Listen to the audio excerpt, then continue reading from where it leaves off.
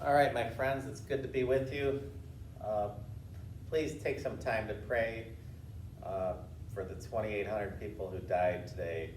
I believe that's the most people that have died in a single day in the U.S. So please keep all of those people in your prayers. Pray for paramedics, nurses, doctors, priests, rabbis, anybody who's there to support all of those in their last moments on earth. And having said that, I want everybody to learn this material and just feel no pressure about things, okay? School is important. It's not nearly as important as the historic loss that has taken place today. So let's talk about negative externalities first. Okay, I'm going to try to break these into two videos, negative with the graph and then positive in another YouTube video later. So Coca-Cola has negative externality, effect. That means there's an over allocation of resources. Too much time, money, talent spent on making Coca-Cola, okay, for society. Too much of a bad thing.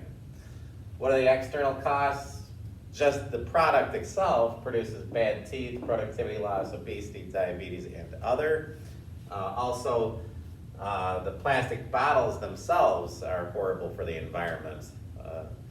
There's apparently some plastic island out in the middle of the Pacific, the size of Delaware or some other state. The state keeps getting bigger.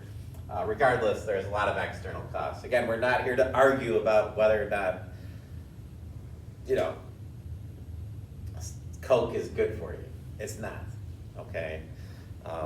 I was addicted to Coca-Cola. It was a soft addiction, but I was addicted. Gave it up, about 4 years ago. Accidentally had a root beer float, must confess. It was like the greatest 5 minutes of my life. Okay, so the equilibrium market is just a regular supply and demand graph, but we don't call them supply and demand here. So we call the supply curve the marginal private cost, all right? The demand curve is the marginal social benefit. We could call it the marginal private benefit because there is no additional benefit. These two are equal to each other. So for now, just think of the demand curve as the marginal social benefit curve. All right, so we want to reduce how much people are consuming. So let's say there's 100 million bottles consumed daily. We'll just use the number 100, it doesn't matter. We're just trying to understand conceptually. So what does the government do? The government is going to tax the product, okay, to essentially decrease the equilibrium quantity by essentially raising the price, all right? And here, the consumer loses money, the producer loses money, and the government makes money, all right? And when we add the tax in, the tax is supposed to be equal to the external costs, ideally to help fund, this never happens in the real world, but the tax is supposed to offset, these bad things that happen in society. So we're going to have a new curve, which is going to be the marginal social cost curve. And this is the allocatively efficient quantity, and we'll say this is 70. So we've successfully reduced this quantity. Here's our equilibrium quantity, here's our allocatively efficient quantity. So there's no dead weight loss here because this is allocatively efficient. And this is where MSB equals MSC. That's our allocatively efficient quantity in this situation. That's the good news. We're at an allocatively efficient quantity. Well, I'm addicted to Coca-Cola. That's not good news for me because now I gotta pay $1.30, all right, every time I get a Coke, okay? Well, what's the amount of the subsidy? The amount of the subsidy is not, the tax, not subsidy, the tax, it's not 30 cents, okay? The amount of the tax is this gap here, because guess what?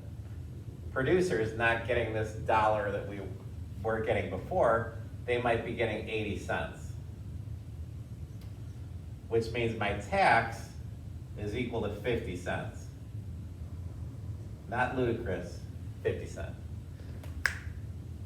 You know, Ludacris went to OPRF for like his freshman and sophomore year of high school. So just wanted to let everybody know that. Very good actor. He was in Crash, which is a very good movie. Which, because it's a very good movie and has a lot of meaning to it, that means you probably have never seen it. I think it won a Best Picture award. Okay, so this is the amount of the tax. The consumer pays $1.30, producer gets, very informal word, 80 cents, and then this is our tax of 50 cents, okay? This region here, and I'll colorize it, because the consumer was paying $1 and now they're paying $1.30, they're paying an additional 30 cents. They're paying 30 cents of the 50 cents of the tax, which is gonna be this green area here. So 30 cents times this quantity of 70, that would be $21. If we're in millions, that'd be $21 million in total that the consumer is kicking in tax. The producer is kicking in this red area here, okay? Which would be 20 cents because they were receiving $1, now they're receiving only 80 cents. They've also reduced, significantly the quantity that they're selling, so they're losing a lot of money. Just to put it in perspective, the individual consumer is not, they're losing, if you buy a Coke every day, you're losing 30 cents every day. Why did Pepsi and Coke, the American Beverage Association, which is who? Pepsi and Coke, protested the Cook County soda tax so much as, well, if I have 100 million times $1, my revenue is $100 million per day without the tax. After the tax, my revenue is 80 cents times 70 million, that's 56 million. Guess what? I lost $44 million because of this tax that NOAA making me happy, okay? So there is no dead weight loss at this quantity. This is the allocatively efficient quantity. That means there's no dead weight loss here, okay? The dead weight loss would take place, and this can be the confusing part, if we were producing at the equilibrium quantity. And don't worry too much about it other than it's this area here in blue, this triangle, okay? And one way to look at it is, it's this thing that looks like an arrow pointing to the left, okay, as in negative. So right here, there's no dead weight loss. The further we go this way, the more dead weight loss we have. So let's say, the quantity shifted even more this way, that would be even more dead weight loss being created, okay? So if you want to think of this as an arrow going this way, I guess that looks a little more like a dead fish, but you get the point. This is the dead weight loss.